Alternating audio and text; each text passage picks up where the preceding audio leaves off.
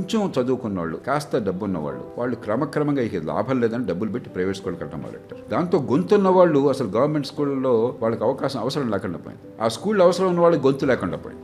అలాగని ప్రైవేట్ స్కూళ్ళు బాగున్నాయి అనుకోపోకుండా, అది భ్రమ. ప్రైవేట్ స్కూల్ కూడా అధ్వానంగా ఉన్నాయి, కాబట్టి గవర్నమెంట్ స్కూల్ కంటే ఒక మాస్టర్గా మెరుగ్గా ఉన్నాయి.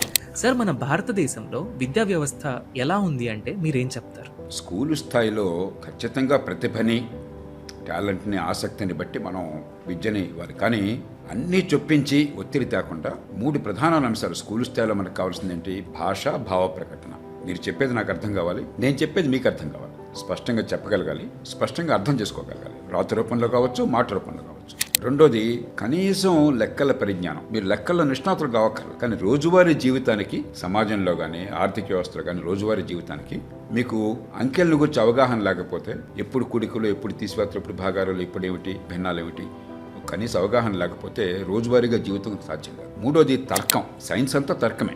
ఒక్కొక్క జంతువుకి సహజసిద్ధంగా ఒక్కొక్క టాలెంట్ ఉంటుంది. అందరికీ ఒకే పరీక్ష పెడితే కొన్ని జంతువులు ఫెయిల్ అవుతాయి, కొన్ని జంతువులు పాస్ అవుతాయి, ఉపయోగం లేదని చెప్పాను. ఆ నిర్ధారణ చేయలేకపోయానుకోండి, తర్కం నుంచి మీకు చదువు రావట్లా. ప్రభుత్వాలు చాలా ఖర్చు పెడుతున్నాయి, సమాజం విద్యను బోర్డు గౌరవిస్తుంది, పరీక్షలు పాస్ అవుతున్నారు, 98% మార్కులు వస్తున్నాయి టాప్ ర్యాంక్ వాళ్ళకి. కానీ నిజమైన విద్య ఆపటంలా. ఈ గవర్నమెంట్ సర్వేల్లోనే, నేషనల్ అచీవ్మెంట్ సర్వేలు అని చెప్పుంటాయి, ఆ సర్వేలోనే 15-20% మందికి మాత్రమే ఆ స్థాయికి తగ్గ పరిజ్ఞానం ఉన్నది. 2 ప్రభుత్వమే చేస్తుంది. పరీక్షలు ప్రభుత్వం పెడుతోంది, పాసులు ప్రభుత్వం నిర్ణయిస్తోంది, ప్రభుత్వమే నేషనల్ అచీవ్మెంట్ సర్వే చేస్తుంది, ఇంతమందికే పరిజ్ఞానం ఉందని నిర్ణయం చేస్తుంది. సార్, దీనికి గల కారణాలు ఏంటి అంటే మీరేం చెప్తారు?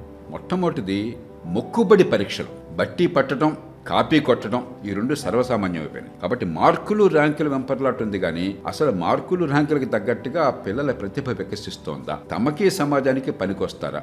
గవర్నమెంట్ స్కూళ్ళల్లో ఆ రోజుల్లో జీతభత్యాలు లేకపోయినా, చాలా తక్కువ ఉన్నా కూడా, మరి మౌలిక సదుపాయాలు అధ్వానంగా ఉన్నా కూడా పిల్లలకి విద్య అంటూ అబ్బేది. ఎందుకని? ఆ సమాజం విద్యని పట్టించుకున్నది. స్థానికంగా ఉన్నటువంటి పంచాయతీలు, మున్సిపాలిటీలు విద్యలో పూర్తి బాధ్యత తీసుకున్నాయి. మా ఊరికి మంచి టీచర్ కావాలంటే మా ఊరికి మంచి టీచర్ కావాలని చెప్పిన పట్టుదలగా పోరాడి, పోటీ పడి ఆ స్కూళ్ళకి టీచర్లు తెచ్చుకునేవాళ్ళు, ఆ టీచర్ని గౌరవించుకునేవాళ్ళు, పోషించుకునేవాళ్ళు, పిల్లలకి బాగా పాఠాలు అందేవి. కాలక్రమేణా ఏమైంది? పూర్తిగా కేంద్రీకరణ చేసి జవాబుదారీతనం లేకుండా చేశాం. మంచి టీచర్ బాగా పాఠాలు చెప్తే ఆలనా పాలలేదు, పట్టించుకునేవాళ్ళు, గౌరవించేవాళ్ళు లేరు.